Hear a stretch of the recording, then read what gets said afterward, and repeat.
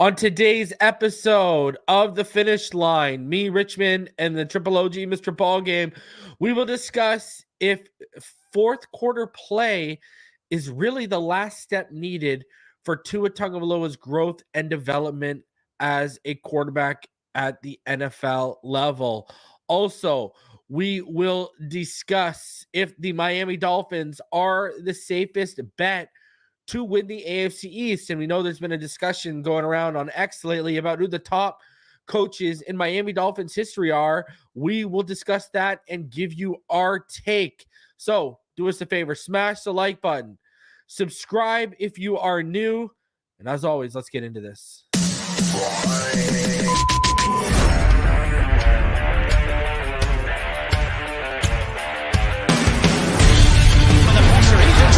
Loses the football. Touchdown! Got it! You have got to be kidding me. Jalen Waddle has a Dolphin touchdown. And he will score! Field down the near side, man open. Touchdown!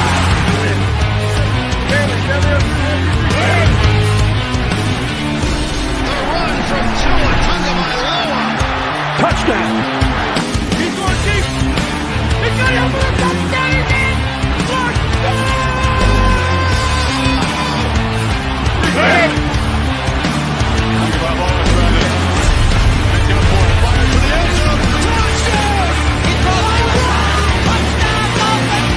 Beautiful day to be a Dolphin fan.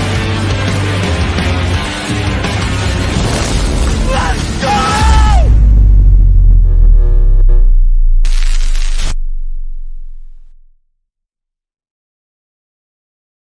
All right, huddle up, huddle up. We're gonna crank these engines up on one. All right? Wait, 80. Set. Drivers, start your engines.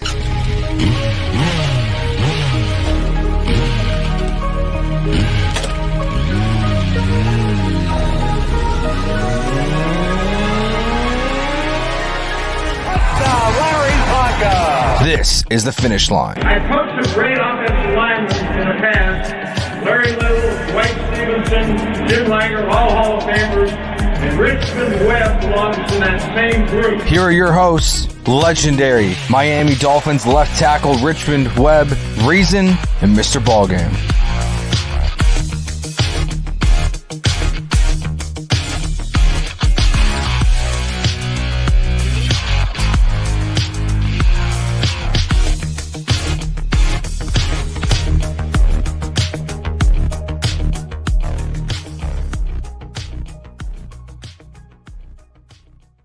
What is good, Fin Nation? What's good? It's your boy Reason. We're back here for another one, as I'm joined tonight at the Finish Line by Richmond Webb and Mr. BallGame. Gentlemen, we've officially entered the lull of the offseason where the Dolphins won't be basically returning to the facilities for training camp until around the end of July. So we got like 5 weeks going on here, or around there.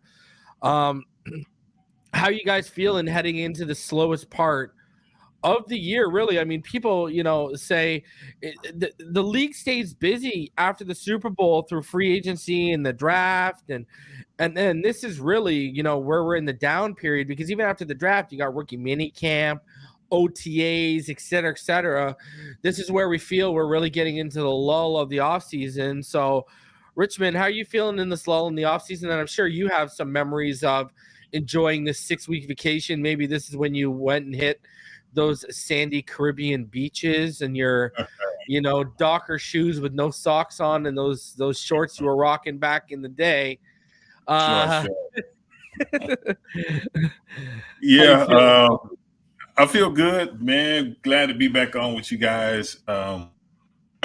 Yeah, like you say, this is kind of a little dead zone. The mini camps, the OTAs are over, but guys might take a quick little, vacation, 3 or 4 day. But I can still remember we still went over to the facility and worked out 4 days a week, because now is that pivotal time. You don't want to let all that time you put in working out, staying in shape, and then just love. So I got 6 weeks off. So guys will still be able to working out. It probably won't be much to report about since there's no OTAs or camps, stuff like that. But, just putting those finishing touches on it and, getting your body feeling good and getting ready for that 18-game stretch. But like you said, maybe put a little sand between your toes. The Caribbean is a short little trip from Miami right there, this and that, or go visit family. A lot of time people have family reunions or whatever in the summertime. And but other than that, summertime. Hey, rocking that's out right. Will Smith. Bad Boys, the new Bad Boys movie came out too. You said Have you seen it? Have you seen that or not? I have not, but I think I want to check it out because I've liked the rest of them, so I want to check it out. I saw a clip going around. I guess Rob Schneider, the comedian. Yep. He was just ripping on Will Smith, calling him a liar, calling him a D-bag, saying he's not really who he says he is. He's a fraud. Oh, he was going off on him, and it's going around today. Like, I was like, oh, snap. Here we go. Cat Williams was right, eh? Like, this year's the year of beef and everyone getting exposed, huh? Yeah, everybody's getting exposed, and, everything that was in the dark is coming to the light. Like you said, last few weeks has been Puff Daddy, so he's been happy somebody else took the spotlight or whatever like that. And I think TMZ said somebody they seen a spot in him back in LA. So, like you said, this is that year because everybody seemed like this one after the other one's been getting exposed. But yeah, just getting ready for the season. I think it's a little dead zone for us, but I think the players, they'll be ready to go once everything kicks off. So other than that, I'm good. How you doing, BallGame? I'm great. I think the stuff that's happening in the media and around the world right now is long overdue. There's been a lot of people oppressed for quite some time and taken advantage of by people with power and money. And, those people need to be brought out to the front of the congregation and pointed out so we all know who they are. Anything that you do, if it's done with malicious intent and not towards helping humanity, you need to be called out on it. That's my opinion. So I don't really feel bad about anything that anybody. What happened to BallGame? You went mute. Of course, in regards to football, though, this is probably the worst time right now because ain't nothing going on. But the calm before the storm is really what we're dealing with. And it's always an uncomfortable time for me because I always worry about what guys got going on, and instead of losing focus, I don't want people losing focus because there's a lot riding on what we got going on. So to build up on good foundations, so they got to stay dialed in. I know you got to take time for your families and do certain things, but they've had a lot of time to get all that. So their minds and hearts and everything should be all about mentally and emotionally preparing for this season, in my opinion. But, that's from a coach's standpoint because coaches don't never get on time off. They're always working. So. The Locks kind of warned us about Diddy. If people remember back in the day on their albums, they had those Raping You Records skits where they would talk about how basically Diddy would absolutely take them to the bank for the publishing and stuff. Mm-hmm. It was on Kiss the Game Goodbye and it was on We Are the Streets. They had two skits where they were just, ripping on him, right? That's where the whole shiny suit man came from, was what they used to talk about. So they've been warning us since the 90s, right? All right, so before we get into, I want to discuss a little bit more about Aaron Rodgers as we've learned more about the situation. I wanted to get your thoughts, BallGame, your thoughts on the addition of Marcus May. I like Marcus May. I always did. When he was a Jet, I thought he was a really solid player for them. I just thought that maybe they didn't go through the whole process of developing him to the best of his abilities. I mean, the guy when he was coming out of college was, was athletically one of the better safeties in the country. And when he got to the Jets, he had a couple, dings and things of that nature, along with the game that comes with the game. But I've always liked him. I thought he's a really smart guy, high IQ for football. Doesn't mind going in and doing a lot of the dirty work, but I don't think the Jets ever really took full advantage of developing him to his full potential. But, as a person to come in and give us some, some veteran quality reps on the back end and for the secondary, I like the move, to be honest with you. still would have preferred Justin Simmons. I think there's it goes without saying that the two are nowhere near in the same stratosphere of who they are for the position, but make some plays for us, and I don't mind it.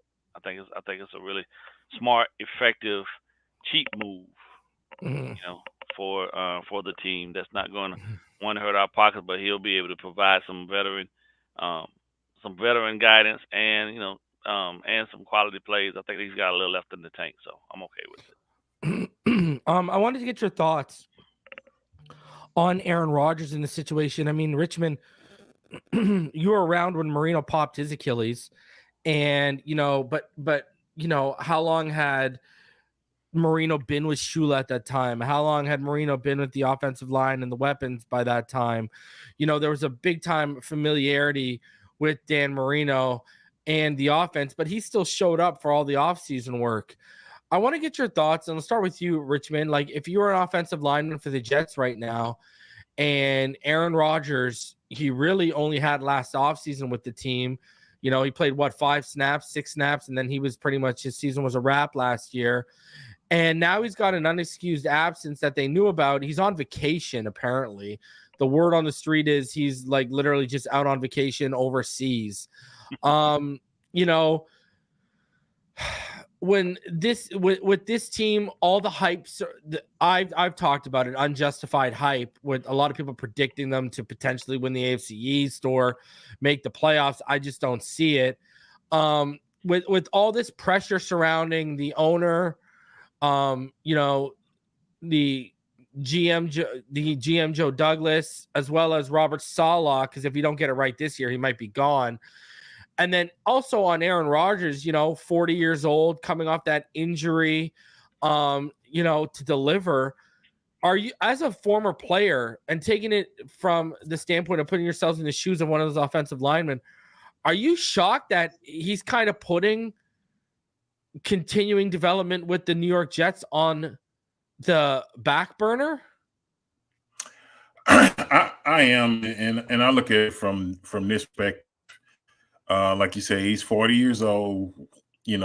He's had a great career, this and that. But you're right, it was 5 or 6 plays, and he got hurt and hurt his Achilles. So, not to his fault or anything, but typically most athletes or most people, when they get hurt, the main thing you want to do is try to get back, rehab. So when it's time for the season to start, you're ready to go and this and that. And I don't know how his rehab, I guess everything's going good or whatever, but to schedule a vacation during a mini camp, knowing how the season went last year for the Jets and saying, hey, this, I can come in and rewrite what we've been trying to do. That's why I came here, to make this, a franchise or to compete for a division and get back in the playoffs, this and that.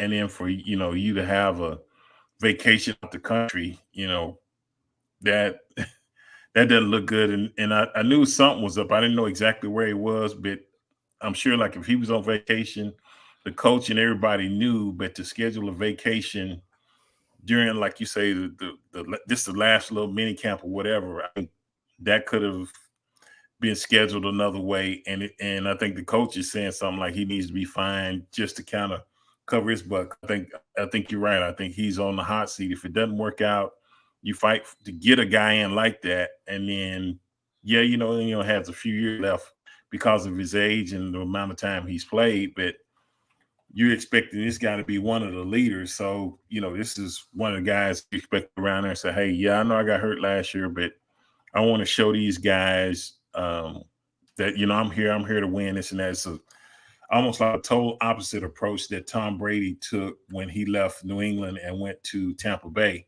He was there, went around, introduced himself. He almost, from what I heard, acted like, he was a new guy in the locker room, but really everybody knows who Tom Brady is, and Aaron Rodgers is in that same class. So, Aaron's a little different just from what I've seen on the news and stuff. I had never met him in this and that, but I would not have expected him to miss this, because the other factor of it is when you're coming off a major Achilles now, I remember Dan when you set back, you got to be able to plant and you got to be able to trust that thing is going to hold up this and that. And it takes a little bit to kind of work through that. So why he decided to do it this way, maybe he processes stuff different than everybody else, but it was kind of a surprise when I heard about that. So, they signed him. I'm sure they knew some of this. I don't think this just popped up that they didn't know about the vacation or whatever, but to me, it's not a good look. And if I'm one of your teammates, I'm like, hey, if we're really trying to turn this thing around, I understand you got to go on vacation, but we need you now. So that's just the way I look at it. What do you think, BallGame? I think it's par for the course, to be honest with you. I think in terms of where he is, a 40-year-old guy coming off a substantial injury from last year in a situation where he had the Jets pretty much, back against the wall, and they did and paid him all that money to come from Green Bay and gave him all the guaranteed money and all this other foolishness. And he's just playing them for a fool, in my opinion, because at the end of the day, the Jets season been over at the end of the regular season. There was no postseason play for them, none of those things.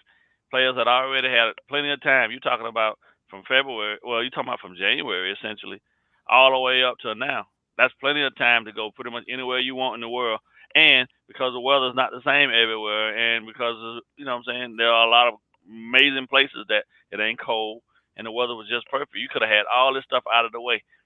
Me personally, if it's mandatory, I believe every person that's associated with the team needs to be in place and there. I don't care who you are. I don't care how long you've been playing the game. If you're receiving a paycheck and you getting, they building things around you and you're an integral cog in the offense or just in the leadership role, you need to be there. And there's no exceptions. But the fact of the matter is, I believe they took the approach of, we need you. You're going to be the savior for our franchise. So he's going to treat you as such. He's going to walk around and he's going to give you his butt to kiss. And that's what he's doing right now. Find him. What's that going to really matter? He already done cashed out one whole year. Got his money. You see what I'm saying? So what you going to find him? You can't find him enough to hurt his pocket enough to make him really give a damn about still not coming off his vacation. It's Aaron we're talking about. And he's been pampered for a long time. And a whole lot of people are bent over backwards. And the fact that I think he's still walking around with a chip on his shoulder, even though Green Bay walked away from him and said, you know what, we appreciate what you've done, but at the end of the day, I don't have to take this from you. Should have been enough for him. But you know what? The word has always been out about Aaron. You know what I'm saying? And the fact that he never had nobody up there to really push him and never had nobody to challenge him in Green Bay, even after Favre was gone, he sat for all that time. He became the heir apparent and won the Super Bowl, and then the league started kissing his butt. He still walks around with that same energy even now. So I'm happy. I'm happy the Jets getting what they're getting because they should have seen it. They were dumb as me personally, I thought it was a dumb move to sign him in the first place. But 40-year-old, man, he need to be going home. This is a young man game. I don't care what nobody say. At the end of the day, there's only one Tom Brady, and what Tom did, nobody else is going to be able to replicate that. I'm sorry. So, especially on the quarterback position. And the fact that they thought that they could hinge their hopes on this guy who's always been an a-hole in the league. No matter what nobody to tell you, you know what I'm saying? There's always been that I'm going to walk around, I'm going to give y'all my butt to kiss attitude about him. You get what you get. Hey, you get what you got. You paid for it. He yours now. Now you got to deal with him and talk about wanting to find him. Find him what? What you can find him that's going to be substantial enough for him to come off of his vacation wherever he at with his shirt off with his feet up. Hey, man, it's just retarded. And this is the process. Let me be clear about this. This is the part of the NFL that I don't like because I know that players are commodities, right? I understand their importance. But at the end of the day, the business side of things can't be hampered by the fact that you care about a player so much. Everybody has a structure everywhere. Everybody's got a boss. But when you got your number one guy, that's the brains of your offense, basically giving you his butt to kiss, you ain't gonna have no success in that. And that's a recipe for disaster all across the board. I can see now they calling plays. Aaron gonna go out there and change the plays on his own. He gonna do all that type of stuff. Cause who gonna challenge him? He know he got Rob Saleh in a corner. Rob's back's against the wall. Rob got to do what Aaron want to do. You can say what you want to say, but Aaron running the show. That's Aaron Rodgers' show until otherwise stated, unless they find some other way to get somebody worth it down to come in there and replace him. So they get what they get because I thought it was a dumb move from the beginning. So yeah, he's really like approaching it like I've been here for 5 years. I know what's expected of me. I know what needs to happen. And it's like Dude, no, you don't. Right. And on top of that, you've got a rebuilt offensive line, right? Mm-hmm. You play on the worst turf in football, all right? So there's a possibility of an aggravation to your injury. I don't know. It's just, it seems like he's taking a real casual approach. And like you said, he got his money and he's like, yeah, I'm good. Like, we opened it up and we were talking on the show with Richmond about, the 6-week break that we're in right now. Yeah. Their mini camp is going to end and they're going to have 4 or 5 weeks. Why the hell would you not schedule it after that? Right after that. It's not like mini camp is like 4 weeks long. Right. You know what I mean? It just seems like a lack of self-awareness, and a lack of awareness of the situation. Like if I was a Jets fan, I'd be pissed. And where's that same energy these certain Dolphin fans were keeping for Tua for missing time because he had to fly all the way to freaking California to work with his quarterback coach. And, you're not making the flight in the morning, working out and making the flight at night because it's like a 5-hour flight, 4.5-hour flight, right? You're not doing that. You're going down there for a couple of days and putting some work in. And they're out here saying, oh, is Tua holding out? Oh, is Tua going to be an issue? By this stance, Aaron Rodgers is holding out more than Tua ever did. You know what I mean? Like, there's a big difference between the two. It just seems like, what it seems like? You know what's shocking to me? It seems like the media is taking the Jets more seriously than Aaron Rodgers is. Like, that's literally my takeaway. True. That's true. Everyone's out here, oh, they're going to make the playoffs to win the AFC East. And this guy's like, oh, it's just another day in the park, whatever. You know what I mean? If it happens, it happens. If it doesn't, like I said, where the hell is he? Like, is he getting stoned at Joshua Tree right now? Like, well, what's more important right now than getting on the same page with your offense? The last time he missed something, he was on the ayahuasca trip, right? Yeah. And it's like these guys went out and got you Alan Lazard. Like, they've bent over backwards. They shipped out Elijah Moore. They brought in Alan Lazard. They got rid of Zach Wilson because they didn't want to be a distraction. Like, this team has made every single move with you in mind. And it's like he's moving without keeping them in mind. He's like, yeah, you know what this feels like, bro? This feels like, when a guy's dating a girl and he goes out he goes out to the club and he's just acting like he doesn't have a girl or he's not married. Yeah. That's exactly what Aaron Rodgers is doing to the Jets right now. Like, that is exactly what he's doing. Well, hold on. Well, or better yet, yeah, he got a wife, but he just want to be out there to test the water. You feel me? And do what he want to do, and then when he go back home, he like, hey, well, I ain't really do nothing, so I don't know why you mad. You know what I'm saying? Yeah. And that's all because he struck out trying to get numbers. You know what I mean? So the attempt was there, the success rate was not. So I don't know, man. It just seems like I said, it seems like the media is taking the Jets' chances at winning this season more seriously than Aaron Rodgers is. It's almost like Aaron Rodgers is like, we're not going to win anyway. So, this is like what you do when it's like they are, but this is what you do when you're like a losing franchise or a loser franchise. Like, when no one takes it serious and they're just like, yeah, we'll show up. You know what I mean? Like, I'll be there when I be there. I don't know, man. I think it's one, but to comment on what you say in regards to the media, man, they get so caught up in. I'm really one of these cats that I'm about what have you done for me lately type of situation. That's how I see it, right? Yeah, he won a Super Bowl, but that was a long time ago, right? And there hasn't been anything else that he's done really, in my opinion, that's been any different than any of these young guys that are coming up along through the ranks as well to make a name for themselves. So at some point, you got to ask yourself, is he really the guy you remember him to be? And has he done anything to prove to you that he's still even capable of being that guy anymore? Yeah. But he was one of the best guys at making plays and creating out of the pocket, and now he's like bottom 10 in the league. The only thing I know is undefeated ever in life is Father Time. Undefeated. And to his day says it's also the message he's sending to his teammates. Yeah, I don't give a shit about y'all. I'm going to do what I want to do because I'm Aaron. Yeah. That's basically what he's saying. I'm Aaron. I'm Aaron, yeah. Oh, my God. Robert says he's projecting I don't give a F. You know what I mean? So, and I agree with that. Like, Anyways, the Jets are gonna jet, and we're just gonna sit here and laugh, and enjoy every single minute of it. I don't feel bad. Pretty for him scary when it's pretty scary when Vinny Testaverde took it more seriously than Aaron Rodgers did in New York. I'm just saying. So did Mark Sanchez. Okay, so I want to flash back to 2019. When we were on the Tuesday night panel ball game, me and EM were really pushing that Tua train. You hopped on board not too soon after. But if you remember, one of the potential things, and you can go find the receipts, and I'm glad I got you up here when I'm talking about this topic because I know you remember the conversations.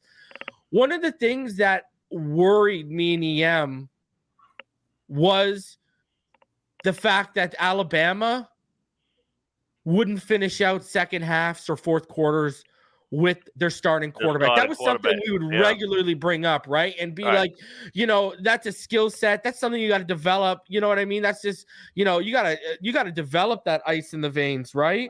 Right. And, I wanted to ask you guys, if fourth quarter play is the last step needed for Tua Tagovailoa's growth. And before I get your guys' thoughts on that, I want to play this clip because this kind of reminded me of what, of basically what we were talking about in 2019. So listen to Joe Burrow talk about this. I mean, not a lot of the great quarterbacks in the NFL come from big-time schools. I've thought about this quite a bit. And guys like Josh Allen and Mahomes and those guys, they come from, smaller schools, Texas Tech, Wyoming. You play in a lot closer games, so you have to understand how to win. I think that's what the NFL is, understanding how to win, because every game is going to be within 7 points. College, you guys would play some trash-ass teams, right? I mean, you play some teams in the middle of the year that are just garbage. It's like, what are we doing? I mean, and he makes a really good point. And we've talked about this with, development of quarterbacks, right? Like when we've talked about Trevor Lawrence, right? The problem why you never saw the big development or the big leap with Trevor Lawrence in college, and it looked like he was kind of on a downward trajectory after his freshman year, is because at a place like Clemson, they're not worried about developing you as a quarterback. It's put the best athlete out there, put the guy out there who's got the best shot. We don't have time to sit here and lose games through developing and letting these guys bite the bullet and learn. We got a program that's worth a lot of money. We got to deliver.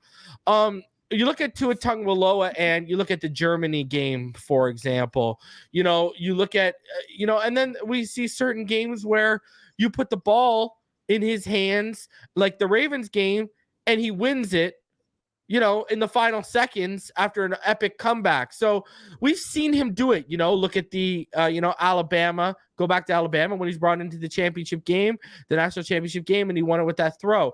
So we've seen him do it. But let me ask you this, and we'll start with you, BallGame, because, you remember you're privy to the conversation back then.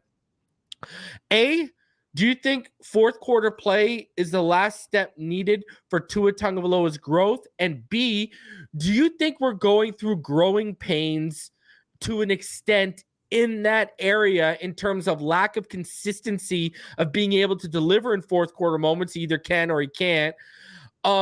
Because of the lack of opportunities he had in college. You go back to high school BallGame, for the most part, they were blowing players out, and he's one of the best athletes on the field. Do you think it's a lack of reps, if it's a lack of opportunities, and that's why at the NFL level, we're going through the growing pains of his fourth quarter growth? You're muted. There's 4 ways that you go about building a player, right, from a coaching standpoint. 1 is fundamental understanding of the game. 2, execution of the player's skill set to the maximum that you can get them. 3, putting the player into circumstances and situations throughout practice and throughout games that are going to push those skill sets to a next level, because you need live action to do so, right? You can do this in the practice field all day, but when you get into a game, the game flow is going to be different. And the 4th one is going to be identifying the areas of concern and putting and ensuring that that player is complete. I don't think any player gets to be the best version of themselves if they don't get to complete the full process of experiencing what the full game feels like. You feel me? And in those instances where you have those programs where they get up big, and then, there's all this pressure of saying you in college you can blow a team out, but you don't want to get you don't want to get your starters hurt and all those things. And I think to the detriment of the players sometimes that works against them.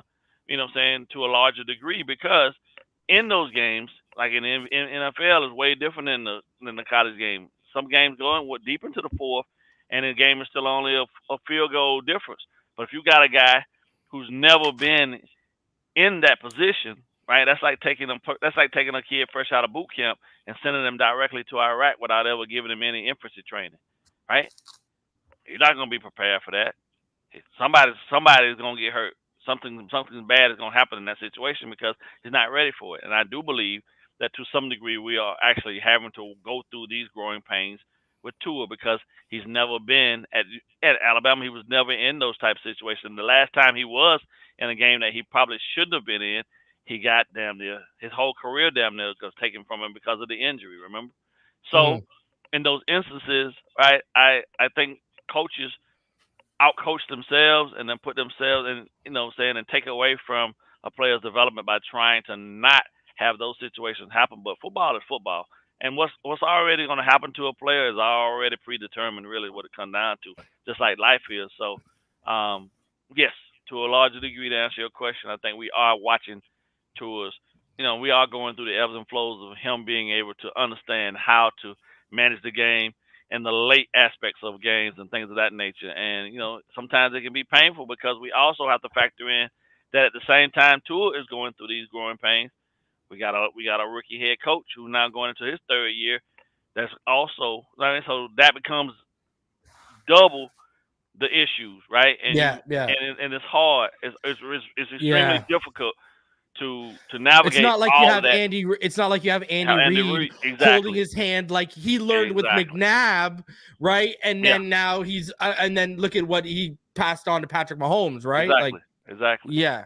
I think to some degree there is unfortunately some things lost at times when your signal caller is also as green to the situation as the man in charge.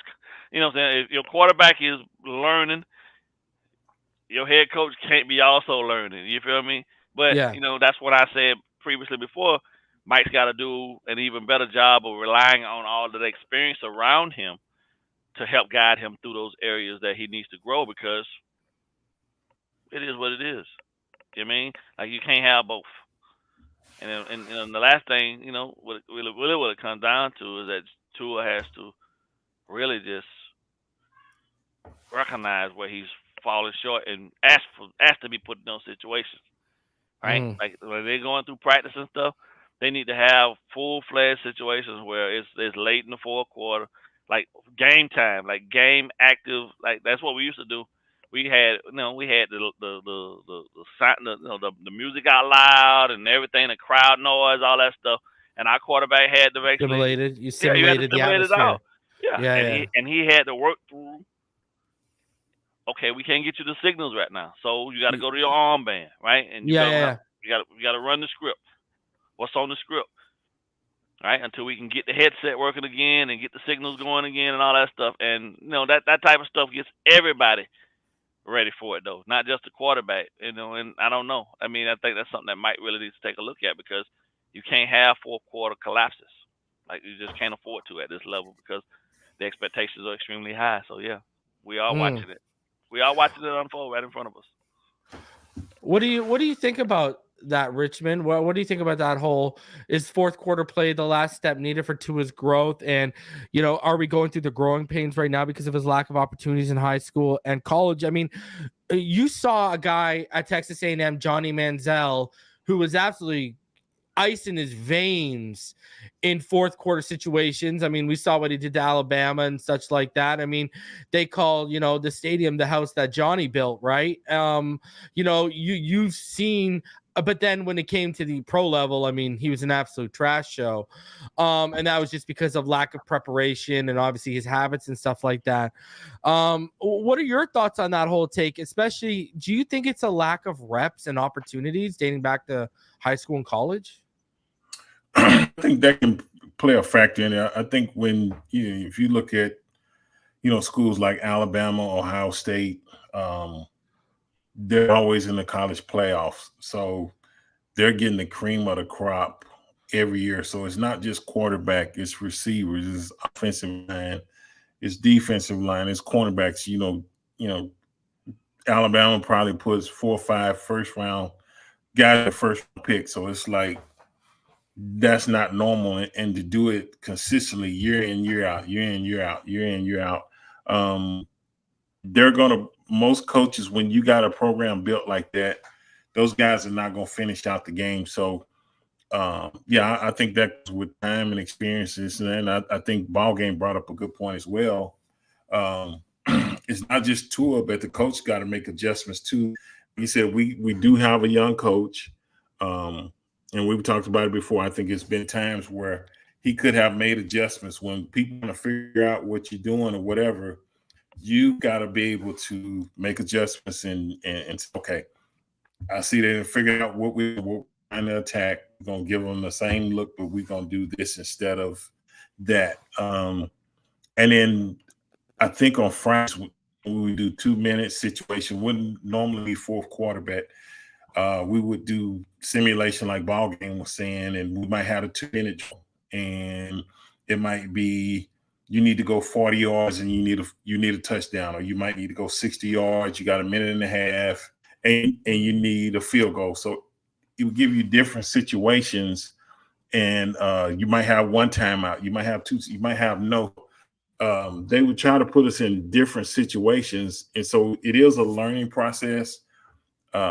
This and that, and I think he's, but it's not just Tua himself, but I do understand the point. I think Joe Burrow made a great point, is when you come from a program like that, you know, where Josh Allen and Mahomes, where they got to play pretty much the whole game. They already know the coach.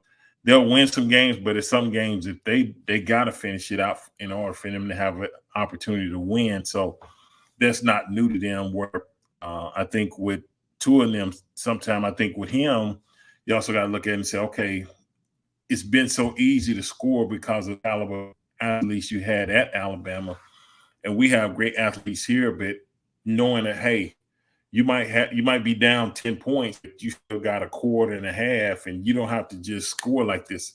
I think that was a great thing that Belichick did with Tom Brady, you know, learning how to play great defense and knowing how to play from behind to say, don't force it, but just we'll win the game. It's a process. We still got enough time. Don't get in a hurry up and rush. And so all that stuff that when you don't have that experience, you'll learn it over time. I think that's something that's going to be added to his repertoire. But yeah, I do think, you know, that's something he don't have a lot of experience at. And once he proves that, he'll be looking to improve at something else because he's always trying to get better. So yeah, I agree with that. That was a great point you brought up.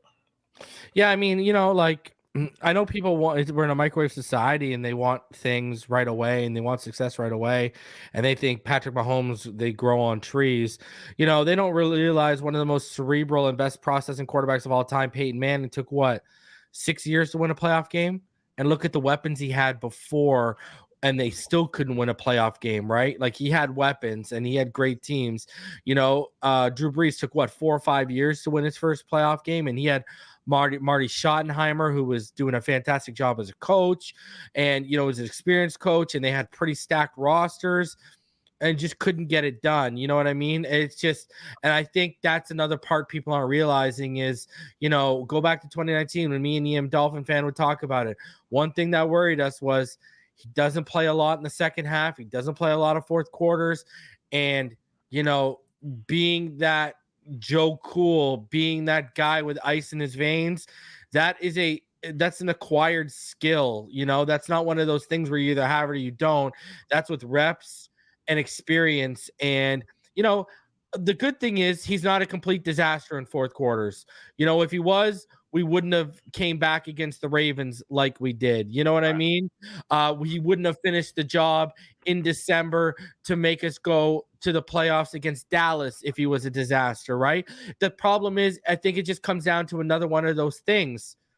We know you can do it, but we need you to see you do it more consistently, right? No. And it's like when we go back to in the first 2 years of his career, oh, we need to see that Arizona game more consistently. And what are we starting to see now?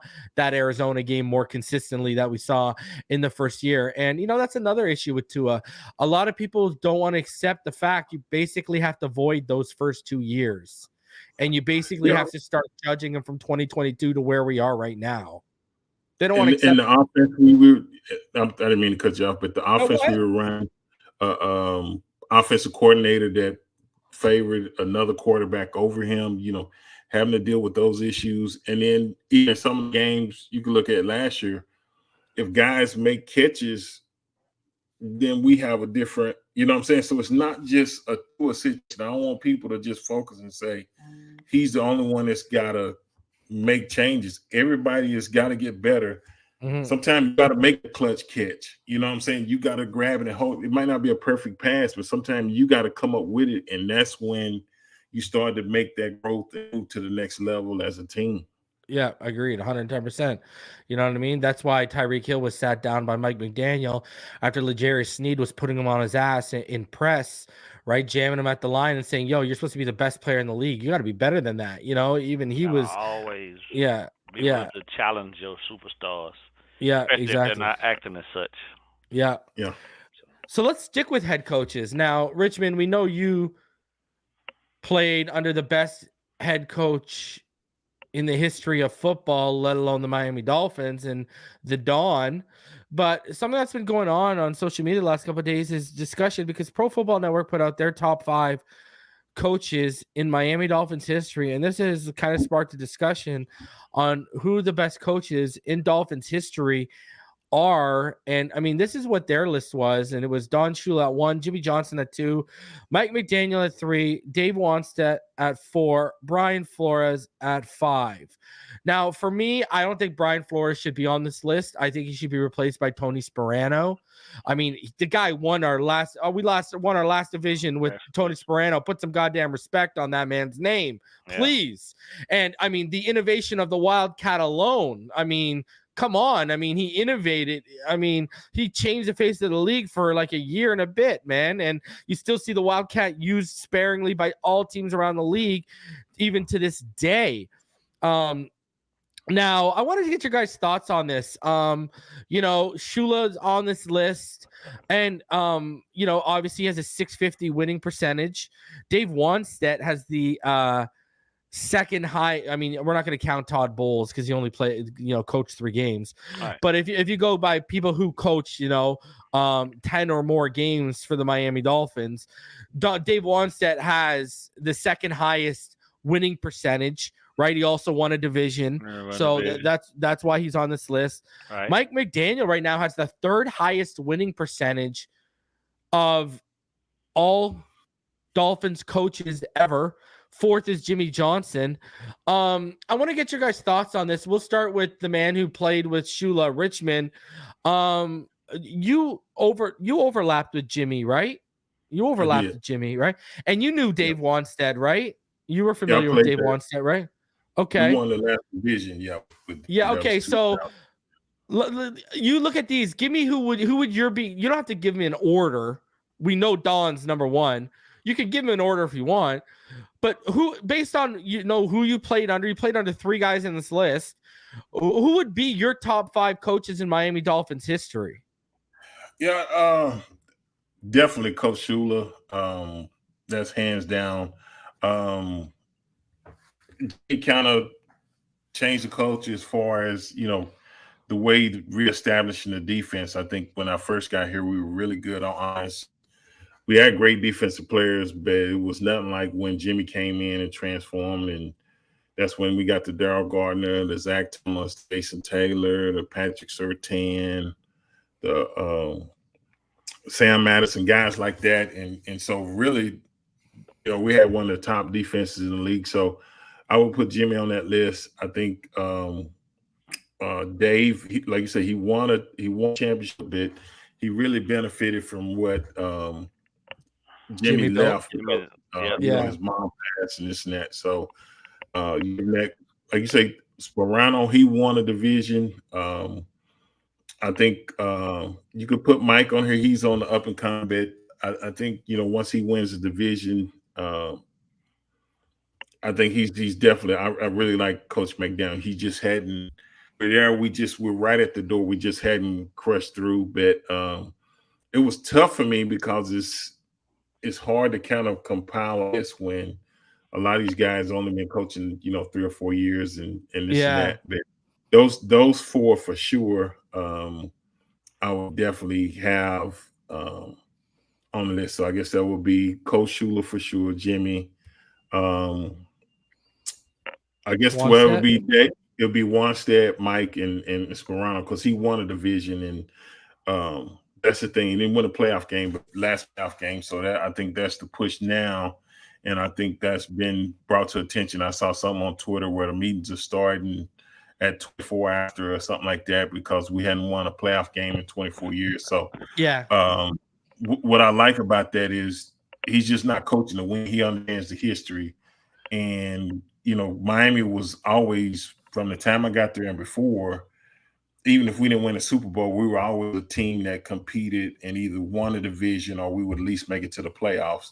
And have that long of a drought without a win, that's not Dolphin football. So for whatever reason, so I love the fact that he realizes we need to right that wrong and this and that. So those would be the guys I'd probably put on there if I had to.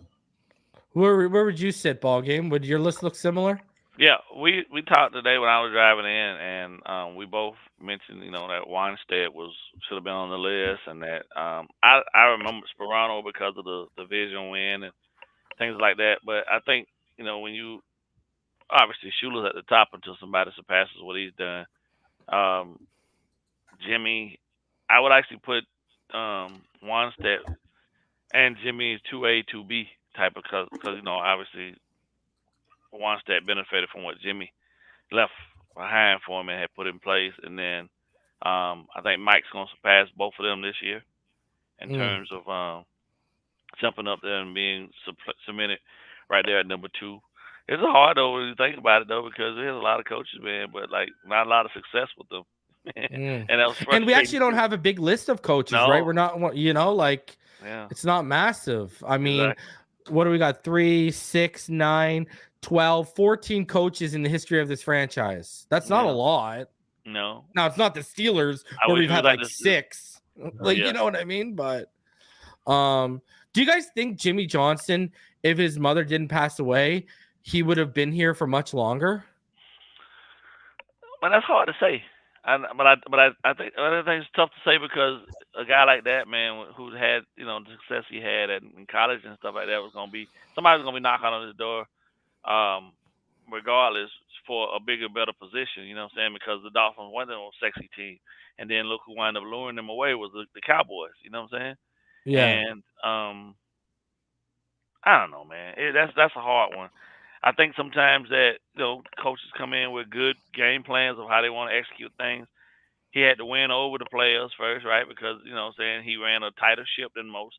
But he was a really open-minded coach to listening to his veteran players, which you have to be open to doing those type of things. But in the same sense, it was going to be ran his way, and that didn't sit so well with Dan. You see what I'm saying? I mean, we know that him and Dan didn't necessarily see eye to eye because Dan was more used to being able to do things his way, and Jimmy was like, "No, we're gonna have it regimented, and you got to go through me," type of deal. And could he have gotten on board with that? Yeah, possibly, but we don't. You never know. I just think that he was. I don't know, man. That's a tough question. Were you surprised, Richmond, when he stepped away? I was. I think it was. I think when his mom passed, I think that did something to him. I never had a conversation with him about it, but he finished out that season and then he retired. So I'm not saying he would have stayed there 10 or 15 years, but I think he would have stayed a little bit longer. But I think that definitely affected him and gave him a different perspective on life because he was like a workaholic, you know what I'm saying? I think even when he was at the University of Miami, even when he was at Cowboys, this and that, I think, he put the time in, so that wasn't the case. It's just you look back and say, okay, I put all this time into football, and then, actually something is going to suffer. So a lot of time relationship with your kids, family, this and that. Because in order to be that successful, a lot of time you got to put a lot of time in, and just coaching, it demands, whether it's high school, college, or what, it's a time commitment, and not only to the sport, but a lot of time to your players. And, even now I still have a relationship with my head coaches that coached me in college. So it's like you still mentoring guys that you might have coached 20 or 30 years ago, because they still look for you for guidance and stuff like that. So the time commitment, it just doesn't stop. But I think he stayed a little bit longer, but I'm not sure. I don't think it would have been 10, but like you say, a lot of times when you start turning it around, somebody's coming after you. But I think that did affect him and made his decision cut short in Miami. Yeah. Thank God for Jimmy. If no Jimmy, wouldn't have had the amazing year of Kareem Abdul-Jabbar before the real one came and took his name away. All right, I want to play this clip from Bleacher Report. We'll play it here.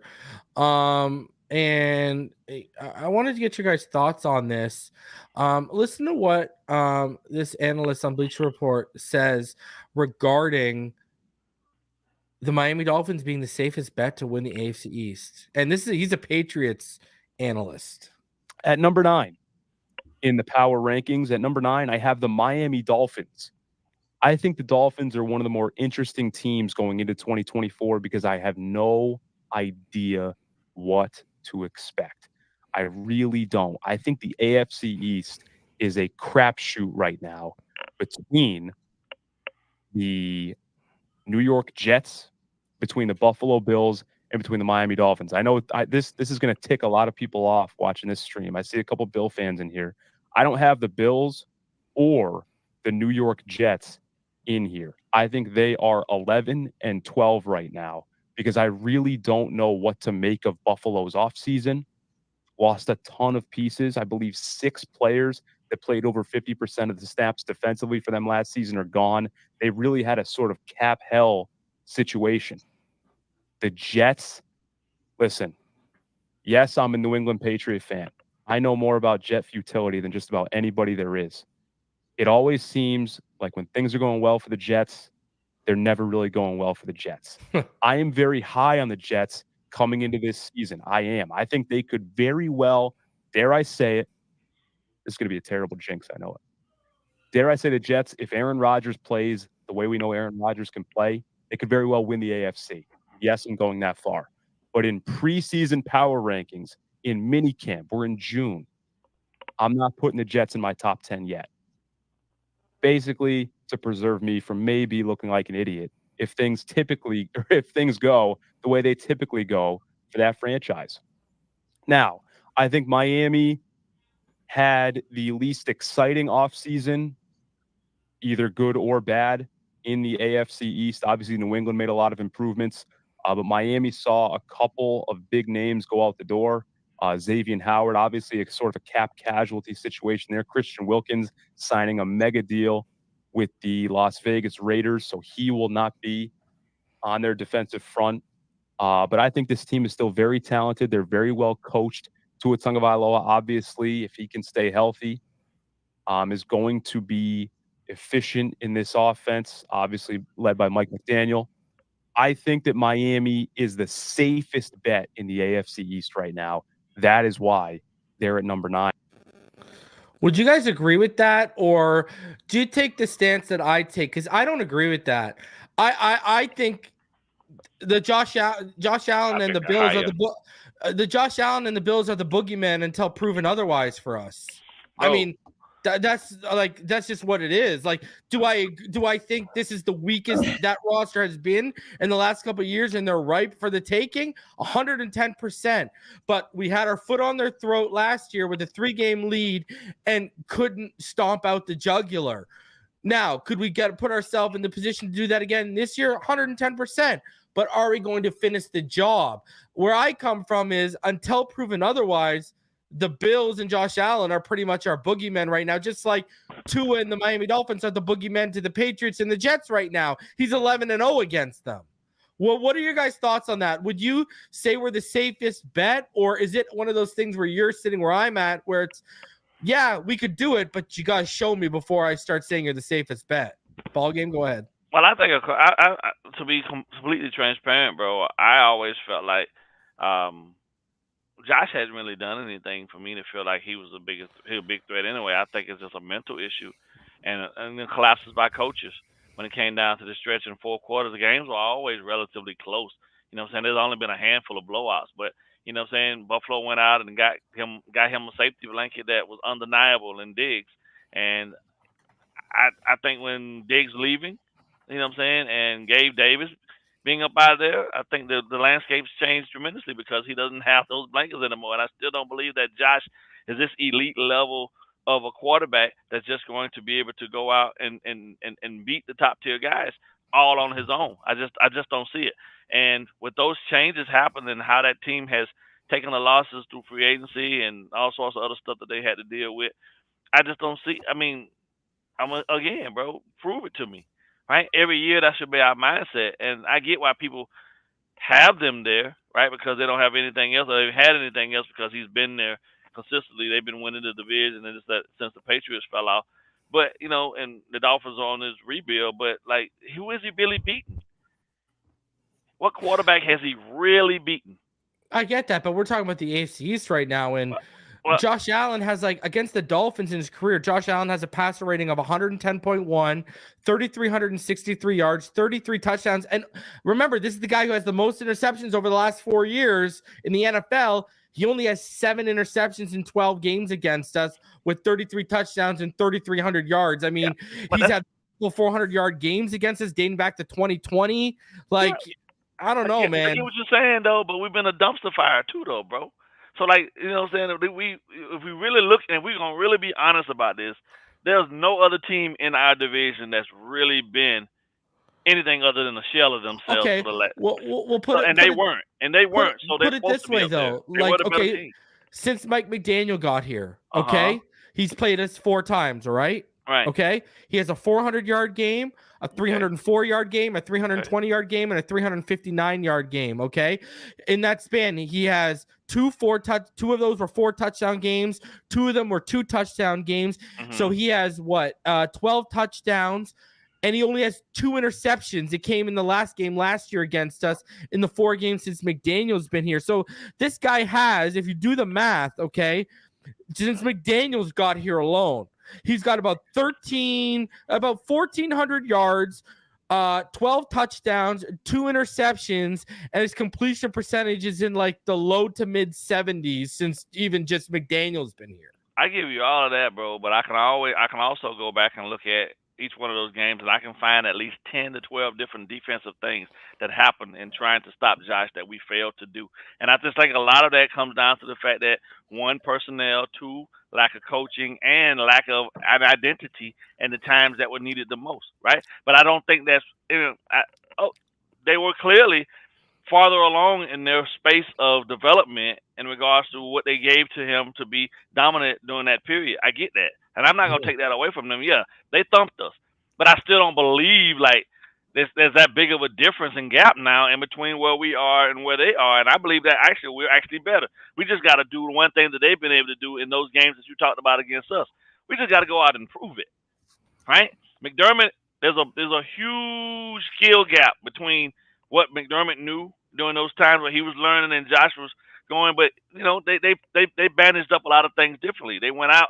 Josh didn't have accuracy, so you went out and got him a wide receiver with one of the largest catch radiuses in the league. You know, we didn't do that. We're doing things differently, but I think when you look at them and you stack it up now, the pendulum is going to shift. I can get why people are saying what they're saying. I'm not going to take that. I'm not going to take any of that away from them. But I do believe that we're trending upward, and if anything, at best, they leveled off and they're stalling out. Because they're the ones that got to prove now. Josh has to prove that he can do it without Diggs, without Gabe Davis, and all the other pieces around him. And really and truthfully, the only thing he really got that really worries me is a tight end.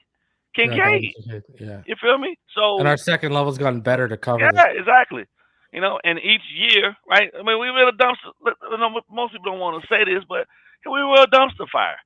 even in the years where we really and truthfully felt like we had a chance to make some difference, we really weren't as good as we thought we were. But this is a really good roster now.